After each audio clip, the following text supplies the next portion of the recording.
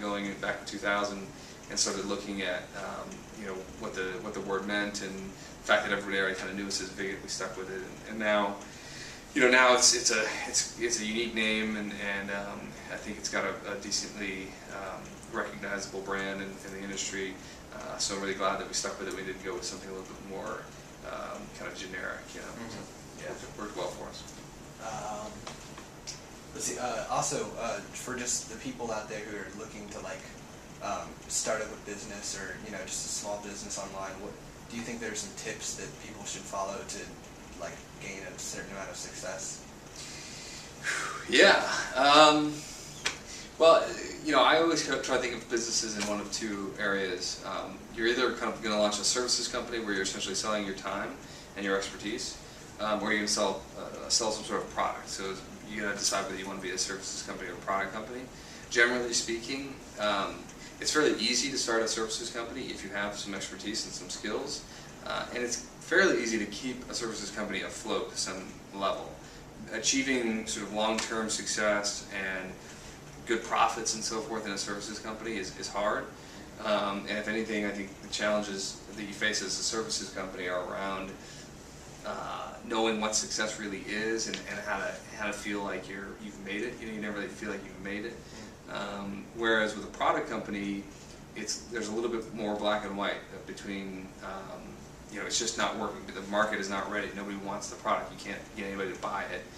Versus, yes, this is successful. There's lots of people that want this product, and now it's sort of taking off. Because with a product company, obviously the idea is you invest a lot to build it first, and then you start selling it. At some point, you break even, and then you make money on the repetition, particularly with a web product where there's no distribution costs, and you can scale it very well.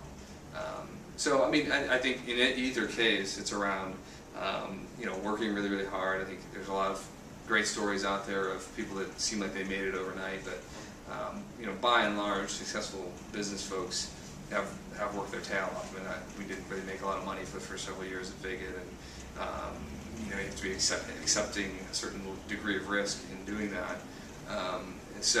But I think if you're willing to work really hard, you have some good skills, and you can kind of find a niche in the market where there's a true need. I think the great thing about the internet is anybody can launch a pretty legitimate business and try things out, and not necessarily risk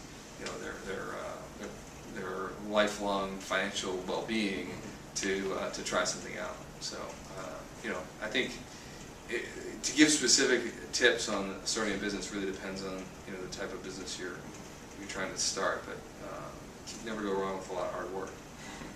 That was good. Especially in today's day where people are becoming more and more visual, how much do you think that a website's design contributes to the success or the professionalism of the website? That's a great question. I do think that for most people, most businesses, I should say, your website is going to be either the first impression or the second impression that you're going to make on somebody. So, it's hard for me to imagine interacting with a business where I don't at some point visit their website. And if I am visiting their website as a way to determine whether or not I want to do business with them, the quality of the design is a reflection to me of the of the quality of the company overall. So I think it can have a big impact. I think there's sort of a base level quality design in terms of making the right impression, just like walking into an office, into a new office space, or going into a storefront. If the whole place looks like it's about to fall down, it doesn't give you a lot of confidence to do business with them. Doesn't mean that everybody needs to have a bunch of marble in their lobby and look way too expensive. You can go wrong on that level as well. There's sort of a base level emphasis on good design that I think is important. I think actually what's more important in the long run is the overall user experience that you have interacting with a website and with a business online. It's fairly easy these days. I mean, good basic design is almost a commodity.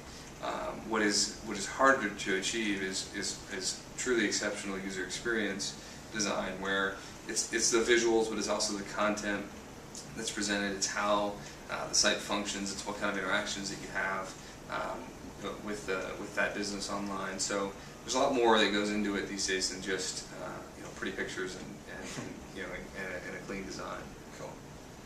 Last question I had on kind of the Flash and HTML5 conflict. Mm-hmm. Where do you guys stand on that? Like, what are you guys leaning towards?